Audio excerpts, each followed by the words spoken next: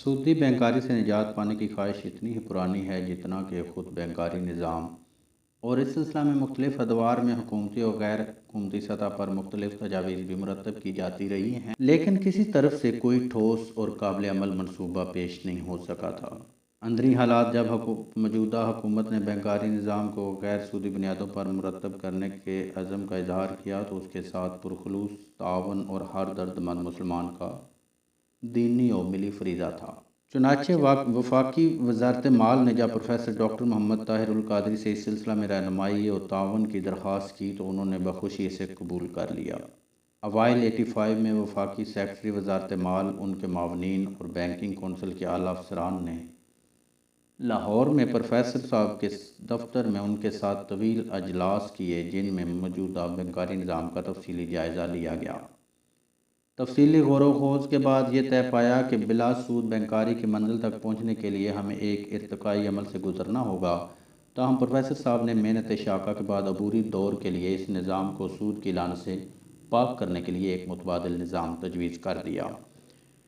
اس نظام کی حیثیت محض عبوری تھی اور طے یہ پایا تھا کہ حکومت مستقل بنیادوں پر غیر سودی بینکاری کے نفاذ کے لیے اپنی کوششیں جاری رکھے گی۔ یہ عبوری خاکہ بلا سود بینکاری کی منزل تک پہنچنے کا محض ایک ذریعہ تھا۔ صاف ظاہر ہے اگر منزل ہی نظر سے اوجھل ہو جائے اور ذریعہ بجائے خود منزل قرار پا جائے تو اس کی افادیت ہی ختم ہو کر رہ جاتی ہے اور وہ ایک مذاق بن کر رہ جاتا ہے۔ چاہیے تو یہ تھا کہ حکومت اس عبوری ڈھانچے کے نفاذ کے بعد فوری طور پر بلا سود بینکاری کے مستقل نظام کے نفاذ کے لیے سنجیدگی سے کوششیں شروع کر دیتی، لیکن یوں لگتا ہے جیسے وہ اسی پر مطمئن ہو کر بیٹھ گئی ہے اور اس نظام کو مستقل بنیادوں پر منظم کرنے کا بظاہر کوئی ارادہ نہیں رکھتی۔ اندرونی حالات: ادارہ منہاج القرآن نے اس اہم اور نازک قومی مسئلے کو اپنے طور پر حل کرنے کا بیڑا اٹھایا ہے اور اس سلسلے میں ایک مستقل نظام مرتب کرنے کے لیے ایک سیل قائم کر دیا ہے،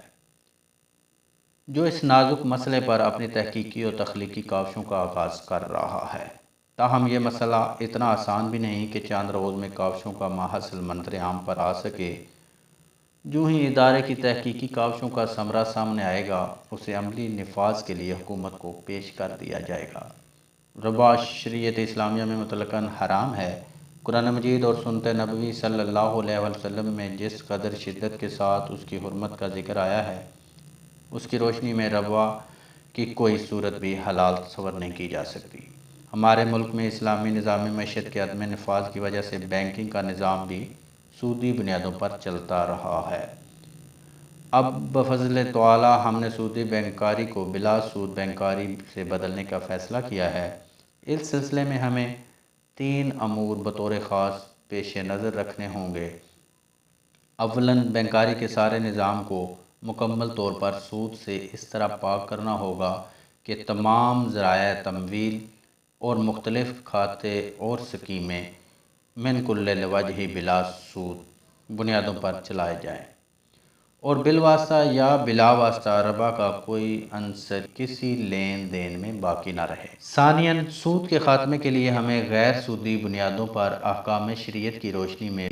بینکنگ کے ایسے جامع نظام کو وضع کرنا ہوگا جو بے شک وقت قابل عمل بھی ہو اور ملکی معیشت کی بقا و تحفظ کا ضامن بھی۔ ثالثاً ہمیں نظام بینکاری کو ملکی معیشت کا ایک بنیادی عنصر تصور کرتے ہوئے اس طرح اسلامی طرز پر ڈالنا ہوگا کہ اس سے اسلام کے گردش دولت کے انقلابی نظام کو صحیح خطوط پر رائج کیا جا سکے، تاکہ اس کے ذریعے ملک کی اجتماعی معیشت میں حقیقی مشارکت اور کفالت عامہ کا تصور عملاً واقعہ بن سکے۔ اس تیسری شرط کی تکمیل کے بعد ہی ہم بینکاری کو صحیح معنوں میں اسلامی بینکاری کا نام دے سکیں گے۔ محض اس سے پہلے کہ 2 شرائط پورا کرنے سے بینکاری اور سرمایہ سود کی لعنت سے تو پاک ہو سکتا ہے، مگر اسلامی نظام معیشت کے نفاذ و ترویج کے لیے مؤثر، فیصلہ کن اور دیر پا بنیاد فراہم نہیں کر سکتا۔ نظام بینکاری کے جملہ شعبہ جات کو غیر سودی بنیادوں پر چلانے کے شرعی ضابطے 2 طرح کے ہو سکتے ہیں: احکام شرعی، حیلِ شرعی۔ یہاں احکام شرعی سے مراد وہ ضوابط ہیں جنہیں مستقل بنیادوں پر اپنانا مقصود ہے، اور حیلِ شرعی کے زمرے میں وہ ضوابط آئیں گے جو نہ مقصود بذات ہیں اور نہ ہی انہیں مستقل بنیادوں پر اپنانا مستحسن ہے۔ انہیں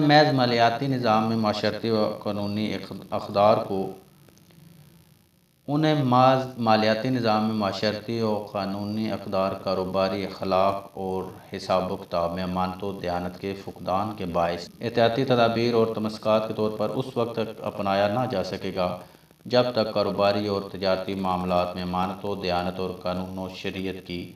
صحیح پاسداری کی عملی ضمانت میسر نہیں آتی۔